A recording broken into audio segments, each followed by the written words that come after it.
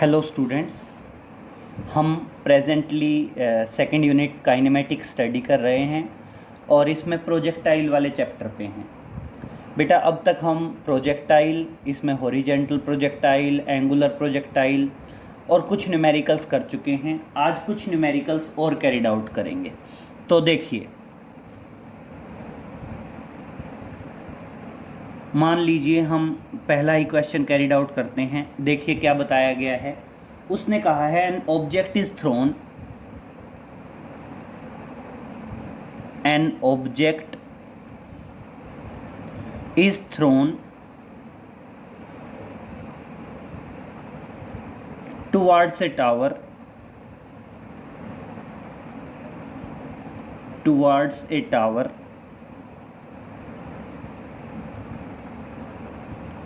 which is at a horizontal distance of 50 meter, which is at a horizontal distance 50 metre. Clear? एक tower है 50 metre के distance पे, उसकी तरफ क्या किया गया बेटा, एक ऑब्जेक्ट को थ्रो किया गया with initial velocity of 10 metre पर second, with an initial velocity of 10 meter per second and making an angle of 30 degree and making an angle of 30 degree with the horizontal,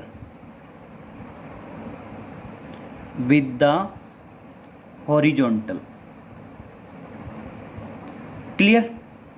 अब क्या है, the object hit the tower at a certain height, the object hit the tower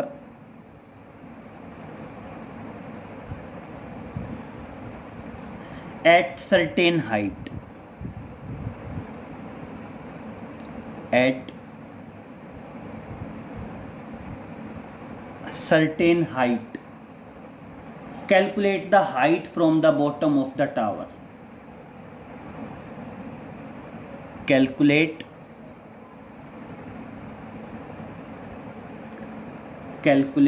the height from the bottom of the tower.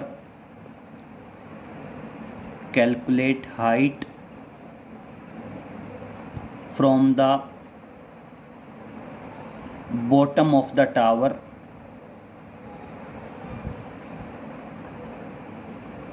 at which object strike, at which object hit the tower, at which object hit the tower. Clear? बेटा question थोड़े से लेंदी हो सकते हैं projectile के, लेकिन आसान होंगे बिल्कुल। अब देखिए उसने क्या कहा। उसने कहा एक टावर है। क्लियर? उसने क्या बताया, एक टावर है और हम उस टावर से 50 मीटर के डिस्टेंस पे हैं।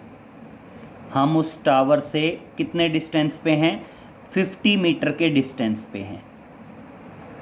क्लियर? यहां से एक बॉल को थ्रो किया गया with a velocity of 10 metre पर second and making an angle of 30 degree with the horizontal. Clear? अब देखिए सिचुएशन क्या होगी। यहां से जो बॉडी जाएगी वो कुछ इस तरह से टावर पे टकराएगी। जो यहां से बॉडी जाएगी वो कुछ इस तरह से टावर पे टकराएगी। और अब वो कहता है ये डिस्टेंस बता दीजिए। अब मेरी बात समझिए, जब भी इस तरह के कोई क्वेश्चन आए तो आप वहां पे पाथ ऑफ प्रोजेक्टाइल वाली इक्वेशन यूज कर सकते हैं। यहां पे अगर मैं देखूं तो u की वैल्यू कितनी दी है, इनिशियल वेलोसिटी दी है 10 मीटर पर सेकंड, थीटा की वैल्यू कितनी दी है 30 डिग्री, और बेटा एक्स क्या दिया है 50 मीटर। क्योंकि एक बात समझिए, मैंने आपको कहा था हॉरिजेंटल डायरेक्शन जो होगा वो एक्स एक्सिस होगा और वर्टिकल डायरेक्शन जो होगी वो वाई एक्सिस होगी। मैं जब भी वर्टिकल डायरेक्शन की बात करूंगा, वर्टिकल डायरेक्शन किसको डील करेगी, वर्टिकल डायरेक्शन डील करेगी वाई एक्सिस को। और इस पॉइंट को मान लीजिए आप ओरिजिन की तरह, इस पॉइंट को किसकी तरह मान लीजिए, ओरिजिन की तरह मान लीजिए।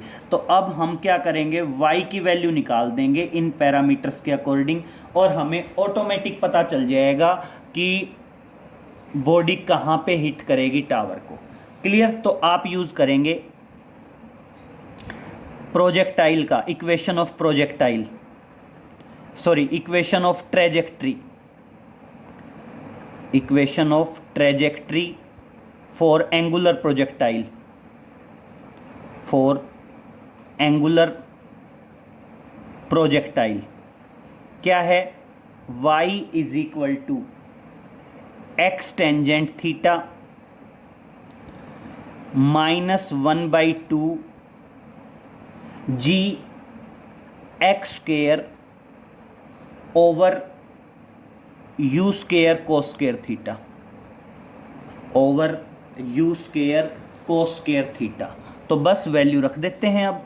तो y की वैल्यू क्या आ जाएगी, y की वैल्यू आ जाएगी x is equal to 50 into tangent 30 degree -1/2। बेटा g की वैल्यू ले लेते हैं 10 मीटर पर सेकेंड स्क्वेयर, x स्क्वेयर मतलब 50 का square upon you square, you square मतलब 10 का स्क्वेयर, और इंटू क्या आ जाएगा बेटा कोस स्क्वेयर 30 डिग्री, इंटू क्या आ जाएगा कोस स्क्वेयर 30 डिग्री। तो देखिए अब सॉल्व करना शुरू करते हैं। y is equal to 50 into tangent 30 की वैल्यू क्या है, टेंजेंट 30 होता है 1/√3। क्लियर। -1/2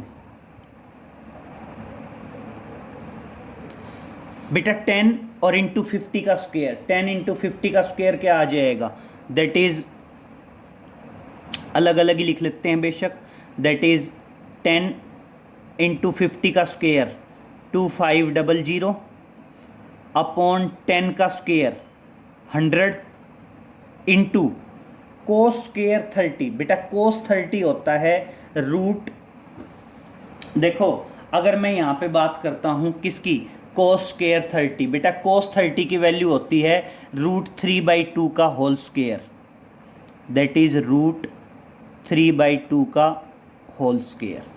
क्लियर। तो देखिए क्या आएगा, y इज इक्वल टू 50/√3, क्या आएगा 50/√3 आएगा, और माइनस में देखिए बेटा 100 से 100 कैंसिल, तो ऊपर तो कितना बचा 250। दूसरा यहाँ पे देखिए, यहाँ पे क्या आता है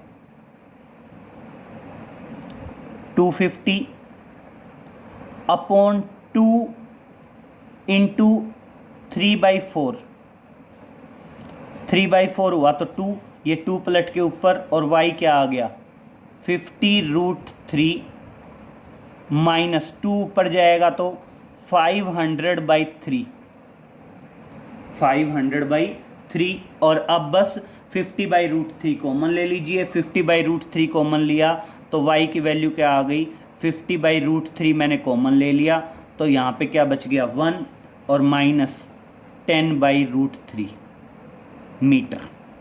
सॉल्व कर लीजिए, एग्जैक्ट आंसर आ जाएगा, इतने मीटर की हाइट पे ऑब्जेक्ट जाके टकराएगा टावर के साथ। तो अगर इस तरह से कोई भी क्वेश्चन दे रखा हो तो आप normal equation of trajectory apply करेंगे। बस ध्यान रखना हॉरिजेंटल डायरेक्शन एक्स एक्सिस होती है और वर्टिकल डायरेक्शन आपकी क्या होती है बेटा, वाई एक्सिस। तो जब भी इस टाइप के कोई क्वेश्चन हो तो वहाँ पे आप ध्यान रखोगे कि जो हॉरिजेंटल डिस्टेंस है वो हॉरिजेंटल रेंज की तरह काम करेगा, सॉरी जो हॉरिजेंटल डिस्टेंस है वो एक्स एक्सिस की तरह काम करेगा, और जो वर्टिकल डिस्टेंस है वो वाई एक्सिस की तरह काम करेगा। क्लियर। नेक्स्ट पे चलते हैं। नेक्स्ट क्वेश्चन देखिए,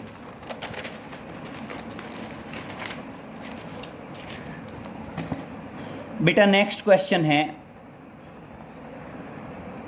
ए person stands at 39.2 metre. Question समझिए बहुत ध्यान से। A person stands at A person stands at 39.2 meter from the vertical wall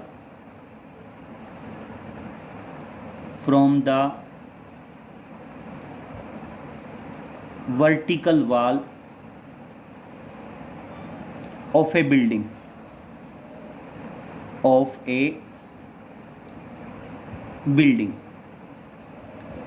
clear. अब आगे क्या है, he throws a ball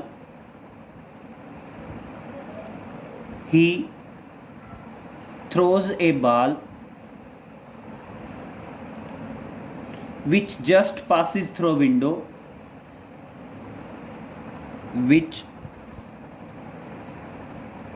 just passes through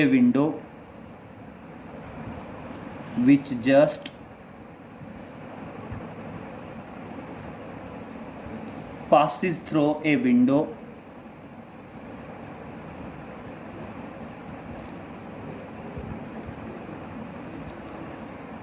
(19.6 meter above the ground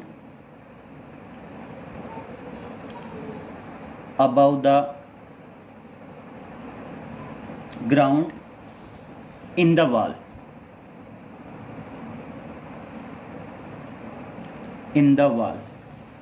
अब कहता है find the velocity of projection of the wall in the wall, और अब कहता है find the velocity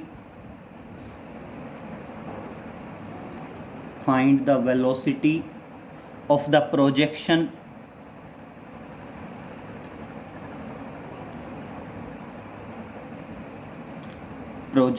of ball. और अब हमने क्या बतानी है बेटा, velocity of projection of ball बतानी है कि बॉल को कितनी वेलोसिटी से हमने क्या किया, प्रोजेक्ट किया। क्लियर। अब ये क्वेश्चन भी हम बेटा अलग अलग तरीके से कैरिड आउट कर सकते हैं। एक बार देखिए, अब क्वेश्चन क्या है बेटा, क्वेश्चन है उसका, ये कोई वर्टिकल वॉल है और इस वर्टिकल वॉल के अंदर ये है आपकी विंडो। इस वर्टिकल वॉल के अंदर ये क्या है, आपकी विंडो है। क्लियर। और अब उसने क्या कहा है, ये आपकी क्या बताई गई है, विंडो बताई गई है। विंडो कितनी हाइट पे है बेटा, विंडो बताई गई है at a height of 19.6 metre.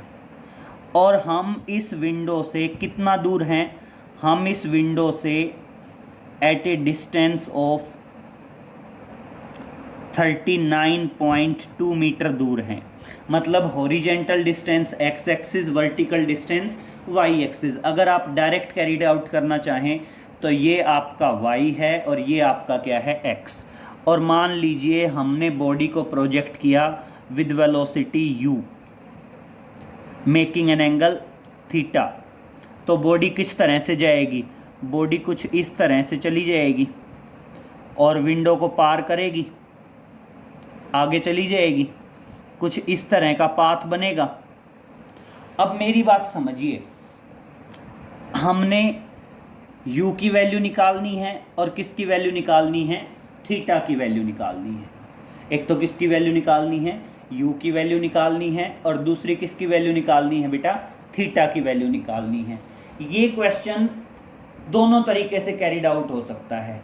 अब मेरी बात समझ लीजिए, आप ऐसा भी कह सकते हैं, अब उसने क्या कहा है, just passes the window. Window को क्या करती है, जस्ट पास करती है। जस्ट पास करती है तो इसका मतलब यहां पे मैक्सिमम हाइट h कितनी दी है, 19.6 मीटर। और अगर देखो बेटा जस्ट पास करती है तो जितना डिस्टेंस इधर है उतना ही आगे होगा। और आप क्या कह सकते हैं, हॉरिजॉन्टल रेंज बता सकते हैं, that is horizontal range R. और हॉरिजॉन्टल रेंज आर क्या हो जाएगी, इतनी ही इधर और इतनी ही इधर, तो जस्ट डबल हो जाएगी, 2 इंटू 39.2, और 39.2 करेंगे तो कितना आ जाएगा, दैट इज 78.4 मीटर। कितना आ जाएगा बेटा, 78.4 मीटर आ जाएगा। और अब बस फॉर्मूला लगा दीजिए। तो देखिए अब आप क्या करोगे, आप यहाँ पे बात सुनिए। सबसे पहले कहेंगे हॉरिजॉन्टल रेंज और मैक्सिमम हाइट दोनों ले लीजिए। मैक्सिमम हाइट किसके बराबर होती है, मैक्सिमम हाइट होती है बेटा u square sine square theta by 2g। Clear. और बेटा हॉरिजॉन्टल रेंज क्या होती है, u square sine 2 theta by g, sine 2 theta by g. और मेरी बात सुनिए, इसको ऐसे लिख सकते हैं, यू स्क्वायर साइन 2 थीटा क्या हो सकता है, 2 time sine theta cos theta divided by g. दोनों को एक दूसरे से डिवाइड कर दीजिए। क्या करोगे, डिवाइडिंग दीज। अगर हम इनको डिवाइड करते हैं तो देखिए h बाई आर किसके बराबर आ जाएगा, you square sine square theta by 2g, और इनटू क्या हो जाएगा, that is you square 2 time sine theta cos theta, और अपॉन जी पलट के ऊपर आ जाएगा। बेटा जी से जी कैंसिल, यू स्क्वायर से यू स्क्वायर कैंसिल, और बेटा साइन थीटा से साइन थीटा कैंसिल। तो इस तरह से h बाई आर किसके बराबर आ गया, आपका h बाई आर आ गया sine theta upon cos theta, that is tangent theta upon 4। Clear. अब दोनों की वैल्यू आपके पास है, किसकी वैल्यू आपके पास है, h की वैल्यू भी आपके पास है, r की वैल्यू भी आपके पास है। h की वैल्यू क्या है, दोनों की वैल्यू रख दीजिए। h की वैल्यू क्या है 19.6, r की वैल्यू क्या है 78.4, और इज इक्वल टू क्या है टेंजेंट थीटा। तो ये 1/4 आएगा, 4 से 4 कटेगा, और इस तरह से आपका टेंजेंट थीटा किसके बराबर आ जाएगा, टेंजेंट थीटा बराबर आ जाएगा 1 के। And therefore theta is equal to 45 degree. और ये क्या आ गया, एंगल ऑफ प्रोजेक्शन। ये क्या आ गया आपका, that is angle of projection. Clear हुआ, एंगल ऑफ प्रोजेक्शन आ गया। और अब बेटा बस वेलोसिटी तो हम सिंपल कैरिड आउट कर लेंगे, वैल्यू रख लेंगे, किसी भी की भी वैल्यू रख लो, चाहे हॉरिजॉन्टल रेंज की वैल्यू रख लो थीटा की वैल्यू प्लेस करके, चाहे आप किसकी वैल्यू रख लो, मैक्सिमम हाइट की वैल्यू रख लीजिए, किसी में भी जिसमें आप रखना चाहें उसमें वैल्यू रख दीजिए। तो देखना अब क्या आएगा, now u square sine square theta by 2g is equal to 19.6। और अब देखिए थीटा की वैल्यू आपके पास है, जी की वैल्यू आपके पास है, थीटा की वैल्यू रख दीजिए, जी की वैल्यू रख दीजिए। और जब इसको सोल्व करेंगे तो u की वैल्यू आएगी दैट इज 27.72 ऑन सॉल्विंग। अगर इसको हम सॉल्व करेंगे तो ऑन सॉल्विंग हमारे पास u क्या आएगा, u आएगा बेटा आपका दैट इज 27.72 मीटर पर सेकंड। ये क्या आएगी, that is velocity of projection, velocity of projection. ये क्या आ जाएगी आपकी, वेलोसिटी ऑफ प्रोजेक्शन आ जाएगी। क्लियर। तो इस तरह से बेटा ये आपका क्या आ गया, कुछ न्यूमेरिकल्स कैरिड आउट करेंगे प्रोजेक्टाइल के। और एक बेटा यहीं पे ना कुछ छोटा सा पॉइंट दे रखा है, अगर आप बुक्स को रेफर करें तो इसी में यहाँ पे आपको एंगुलर डिस्प्लेसमेंट, एंगुलर वेलोसिटी और एंगुलर एक्सेलरेशन, ये 3-4 चीज़ें दी हैं। तो देखिए मैं आपको थोड़ा थोड़ा सा बता देता हूँ, वैसे तो हम डिटेल में पढ़ेंगे। अगर हम बात करें तो हम डिटेल में पढ़ेंगे, आपका रोटेशनल मोशन वहाँ पे आएगा, लेकिन हम यहाँ पे थोड़ा सा आपको बेसिक इंट्रोडक्शन दे देते हैं। देखिए, एक आता है आपका एंगुलर डिस्प्लेसमेंट,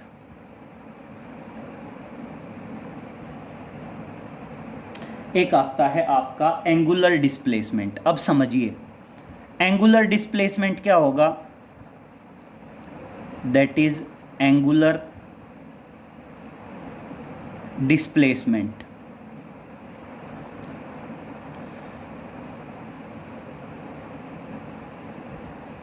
बेटा एंगुलर डिस्प्लेसमेंट जो होता है वो जनरली एंगल की फॉर्म में होता है, और क्या बताया जाता है, angle described by the particle about the axis of rotation in a given time is known as the angular displacement. कैसे, समझिए, मान लीजिए ये कोई सर्कुलर पाथ है, ये इसका सेंटर है O, बेटा रेडियस है R, और ये पॉइंट है A। बॉडी A से B पे ट्रैवल करके जाती है, और बेटा A से B पे ट्रैवल करके जाती है तो कितना एंगल कवर करती है, मान लो थीटा का एंगल कवर करती है। तो यहाँ पे थीटा क्या है, theta is the angular displacement from A to B। मान लो बॉडी A पे थी 0 सेकंड पे, और B पे आ गई T सेकंड पे।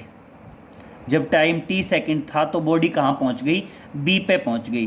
तो अगर मैं कहूँ A से B का एंगुलर डिस्प्लेसमेंट बताना है, तो A से B का एंगुलर डिस्प्लेसमेंट क्या है बेटा, थीटा है। क्लियर। तो इस तरह से देखिए एंगुलर डिस्प्लेसमेंट क्या बताएंगे, एंगुलर डिस्प्लेसमेंट बताएंगे the angle described by the particle about the axis of rotation in a given time is called angular displacement.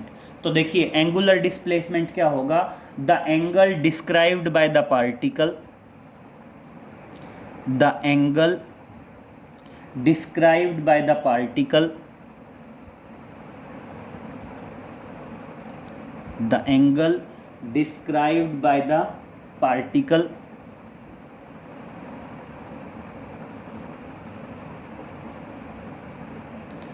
angle described by the particle about the axis of rotation,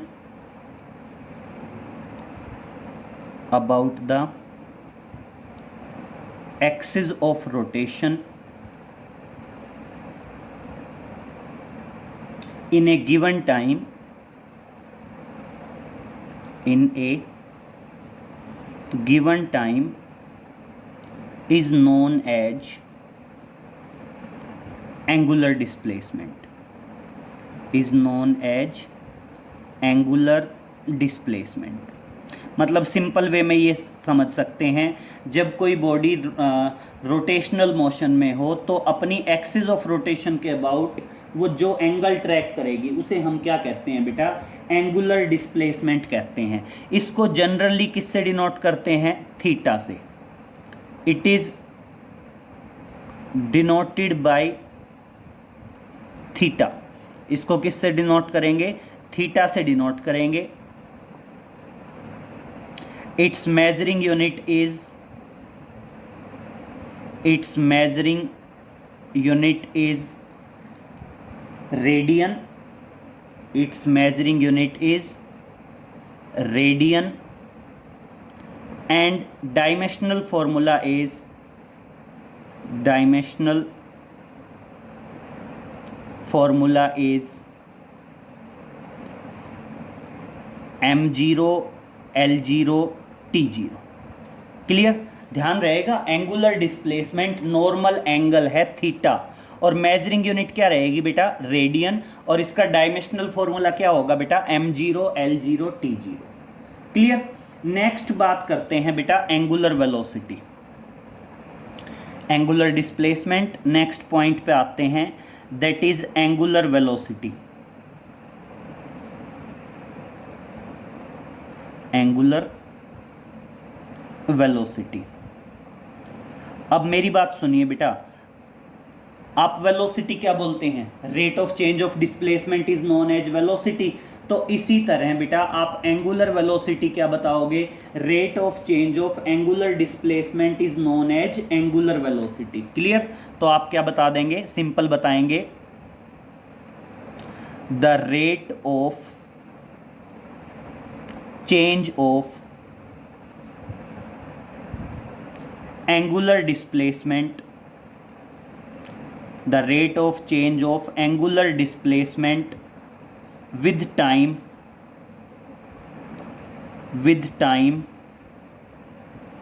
is known as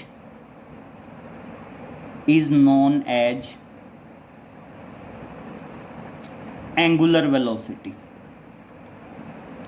is known as angular velocity। Clear? जो rate of change of angular displacement होगा उसे हम क्या कहेंगे बेटा, angular velocity कहेंगे। फिर क्या करेंगे बेटा, it is denoted by omega, it is denoted by omega.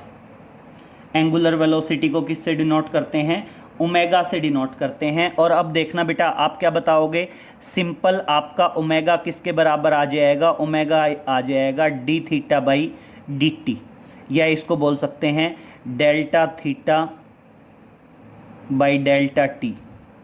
और देखना it's measuring unit is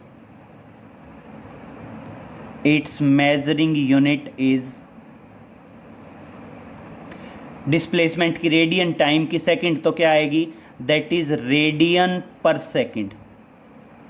measuring unit क्या आ जाएगी, रेडियन पर सेकंड।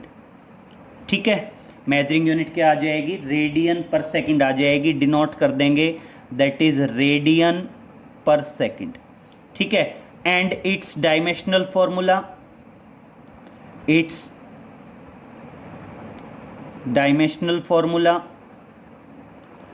और बेटा इसका डायमेंशनल फॉर्मूला क्या होगा, एंगुलर डिस्प्लेसमेंट का तो जीरो है, ऊपर आ जाएगा तो टी -1, तो क्या आएगा m0 L0 t raise to the power -1। तो ये किसका डायमेंशनल फॉर्मूला है, आपका एंगुलर वेलोसिटी का डायमेंशनल फॉर्मूला है। और अब एक आएगा बेटा एंगुलर एक्सेलरेशन, नेक्स्ट आएगा that is angular acceleration.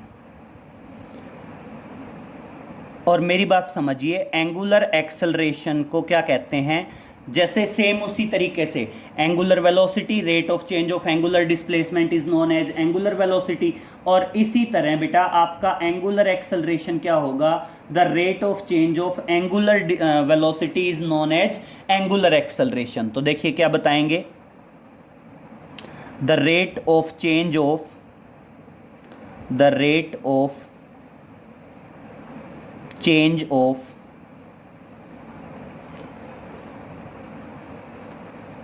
angular velocity is known as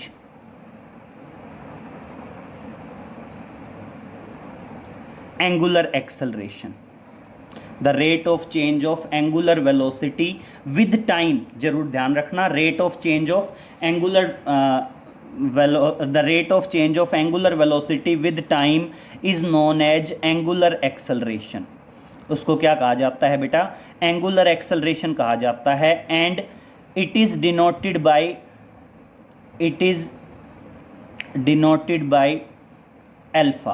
किससे डिनोट करते हैं बेटा इसको, अल्फा से डिनोट करते हैं। और मेरी बात सुनिए, आप अल्फा क्या बताओगे, that is D omega by D T, या क्या बता दोगे, delta omega by delta T.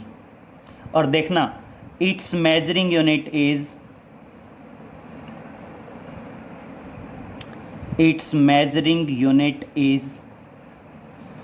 radian per second square,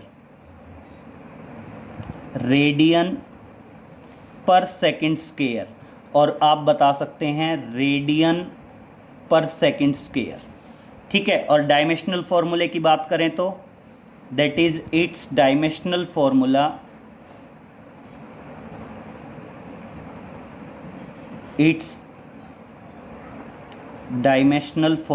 is m0 l0 t raise to the power -2। Clear. तो इस तरह से ये आपका है angular displacement, angular velocity and angular acceleration. Clear बेटा, ये बस बेसिक आइडिया है। हम डिटेल में 5th यूनिट जब स्टडी करेंगे रोटेशनल मोशन, वहाँ देखेंगे। यहाँ पे जस्ट हमें एक बेसिक आइडिया होना चाहिए कि आपका एंगुलर डिस्प्लेसमेंट क्या है, एंगुलर वेलोसिटी क्या है और एंगुलर एक्सेलरेशन क्या है। मतलब बॉडी जब रोटेशनल मोशन पे होगी तो सेंटर पे जो एंगल ट्रैक्ट करेगी वो होगा एंगुलर डिस्प्लेसमेंट। उसको अगर टाइम से डिवाइड कर दें तो वो क्या आएगा, एंगुलर वेलोसिटी। और rate of change of angular velocity क्या कर दें तो वो क्या आ जाएगा बेटा, आपका एंगुलर एक्सेलरेशन आएगा। क्लियर। अब देखिए नेक्स्ट पॉइंट की बात करते हैं। मान लीजिए हम कहते हैं relation between linear velocity and angular velocity की बात करते हैं। समझिए, अगर हम बात करते हैं किसी सर्कुलर मोशन की, यस नोट में डालेंगे, अगर हम बात करते हैं किसी सर्कुलर मोशन की तो समझिए बहुत ध्यान से। अगर मान लीजिए मैं कहता हूं सर्कल का सेंटर है R, सर्कल का सेंटर है O, रेडियस है R, और बेटा बॉडी A से B पे पहुंचती है। बॉडी कहाँ जाती है, A से B पे जाती है in T time,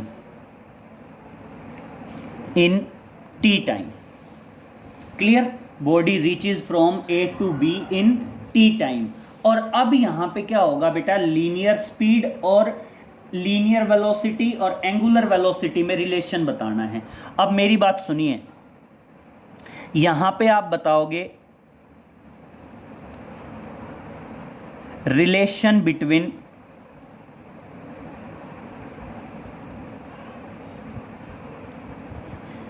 angular velocity and linear velocity, angular velocity and linear velocity. Clear. यहां पे बता दोगे consider body is moving on circular path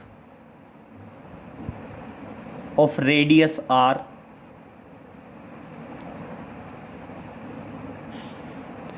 and moves from point A to point B, point A to point B in T time, clear. और अब मैं कहता हूं मैंने रिलेशन बताना है लीनियर वेलोसिटी और एंगुलर वेलोसिटी में। अब मेरी बात समझिए बेटा, अब हम डेरिवेशन में नहीं आएंगे, मैं डायरेक्ट बता रहा हूँ। एक तो आप ध्यान रखोगे लीनियर वेलोसिटी बराबर होगी ओमेगा क्रॉस आर, वेक्टर की फॉर्म में। मैंने आपको ये रिजल्ट क्रॉस प्रोडक्ट की एप्लीकेशंस में भी बताया है, ठीक है। और अगर मैं नॉर्मल रिलेशन की बात करूँ तो यहाँ पे आ जाएगा V is equal to R omega, V is equal to क्या आ जाएगा, आर ओमेगा आ जाएगा।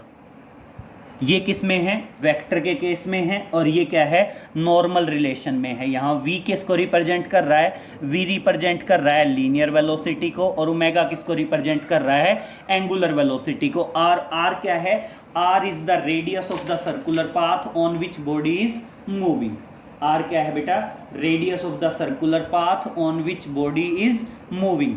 नेक्स्ट आता है बेटा लीनियर एक्सेलरेशन और एंगुलर एक्सेलरेशन के बीच में रिलेशन बताना है। देखिए नेक्स्ट हम क्या है, relation between angular acceleration and linear acceleration. Second one is relation between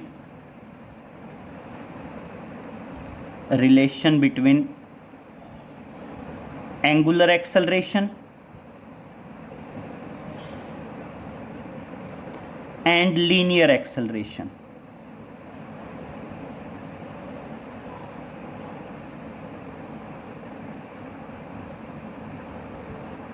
next हमने क्या बताना है, relation between linear acceleration and angular acceleration.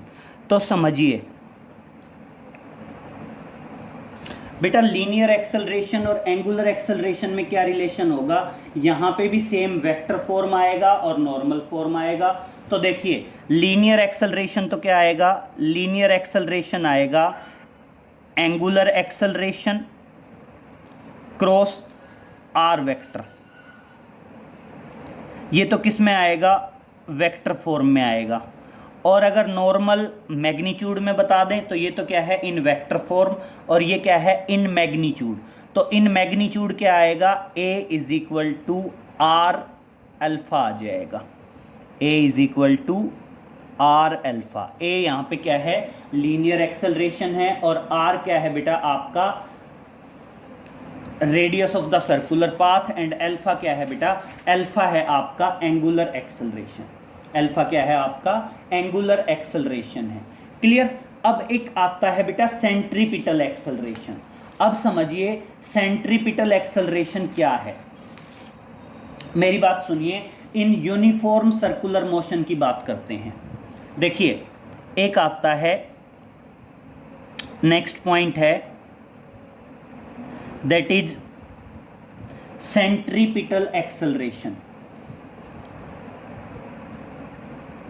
Centripetal acceleration, centripetal acceleration.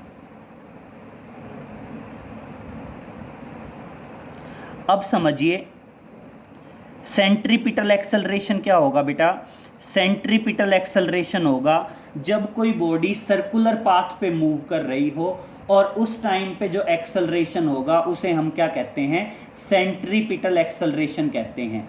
तो देखिए आप क्या बता दोगे, सिंपल वे में बता दोगे, when a body is moving on the circular path and the direction of the acceleration is towards the centre of the circle is known as centripetal acceleration. तो क्या बताओगे,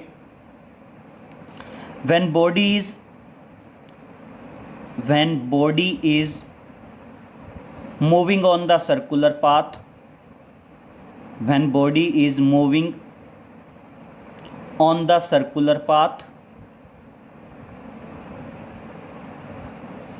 and the acceleration is acting, and the acceleration is acting, and the acceleration is acting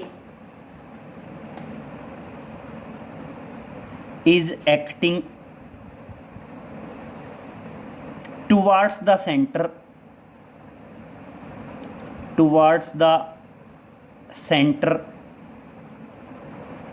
is known as centripetal acceleration, centripetal acceleration.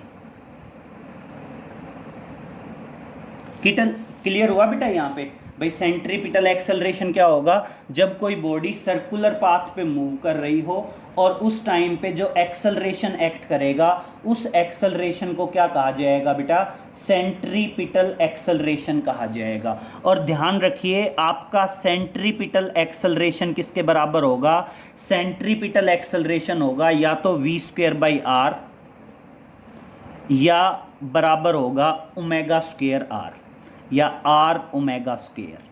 ये क्या है आपका, that is the centripetal acceleration.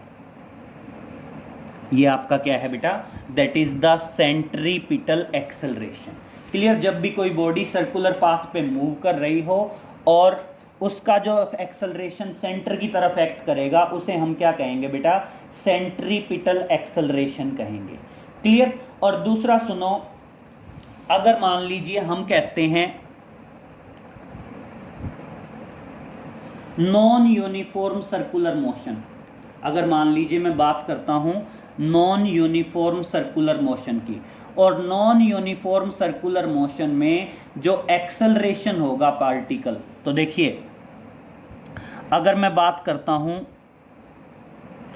Non uniform circular motion,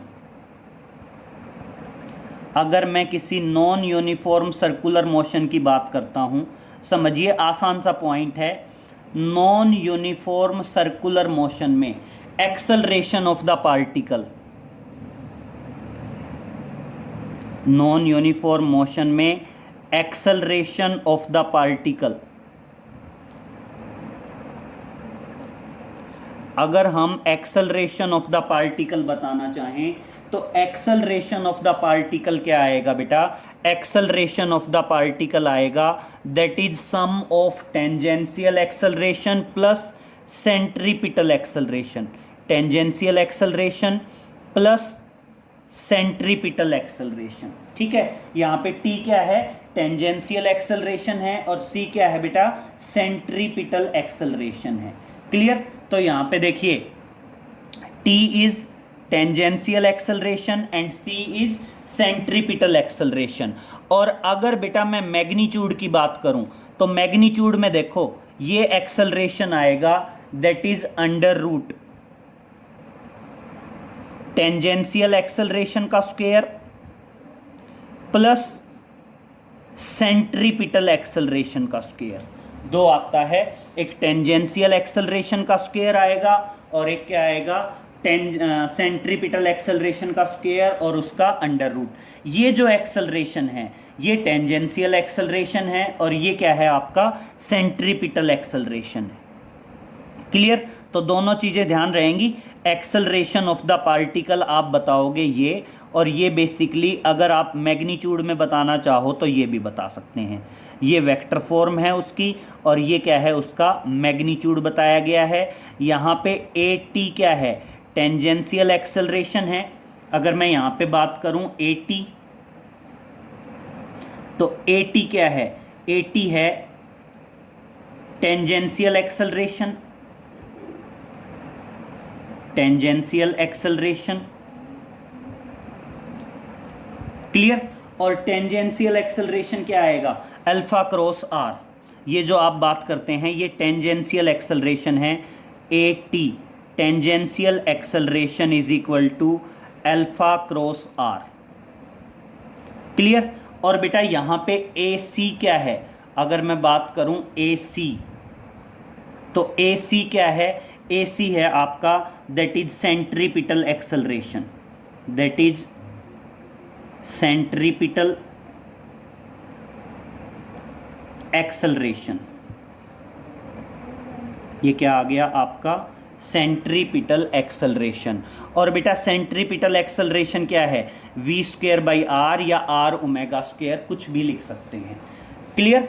तो बेटा ये इतना करेंगे, बाकी इन पे जो न्यूमेरिकल्स वगैरह हैं वो डिस्कस करेंगे हम, डिटेल में पढ़ेंगे 5th यूनिट में, दैट इज़ रोटेशनल मोशन। तो इनको थोड़ा थोड़ा सा समझ लेना, इनकी डिटेल एक्सप्लेनेशन बेटा 5th यूनिट में आएगी रोटेशनल मोशन में। क्लियर? और इस तरह से आपकी 2nd यूनिट ख़त्म हो जाती है काइनेमेटिक्स। Okay, thank you.